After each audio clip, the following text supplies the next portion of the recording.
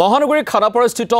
farm gate খেলপথাৰত আয়োজন কৰা হৈছে পশুধন আৰু হাঁহ কুকুৰা মেলা 2025 পশুপালন পশু চিকিৎসা বিভাগ অসম পশুধন আৰু হাঁহ কুকুৰা নিগমৰ উদ্যোগত অনুষ্ঠিত হৈছে এই মেলা তিনিদিনীয়াকৈ আয়োজন কৰা হৈছে এই মেলা উদ্বোধন কৰে মন্ত্ৰী কৃষ্ণেন্দু পালে অংশগ্ৰহণ কৰিছে 150 শতাধিক বিপণীয়ে প্ৰতিখন জিলাৰ 4 গৰাকীকৈ গোপালক ছাগলী পালক আৰু হাঁহ কুকুৰা পালকক পুৰস্কৃত কৰা হ'ব এই মেলাত শ্ৰেষ্ঠ পশুপালকলৈ আগবঢ়াব 1 লাখ টকাৰ পুৰস্কাৰ খানাপাৰা যেটো আমাৰ এই ময়দান 10, 11 আৰু 12 পশুধন আৰু হাঁহ কুকুৰা মেলা আজি উদ্বোধন হৈছে আৰু বিশেষকৈ আপোনালোকে দেখিছে যে গোটে অসমৰ বিভিন্ন জিলাৰ পৰা প্ৰগ্ৰেছিভ ফাৰ্মাৰ্ছ বিলাকে ইয়াত তেওঁলোকৰ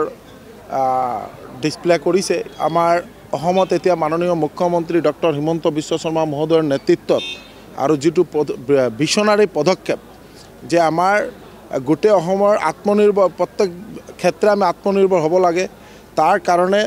বিশেষকৈ আমাৰ যেটো এনিমেল হাজবেণ্ডাৰী ভেটেনাৰী ডিপাৰ্টমেণ্ট খুব ভাল কাম কৰি আছে আৰু যাতে ভাল পদক্ষেপ লয় যাতে আমি প্ৰত্যেকটা ক্ষেত্ৰত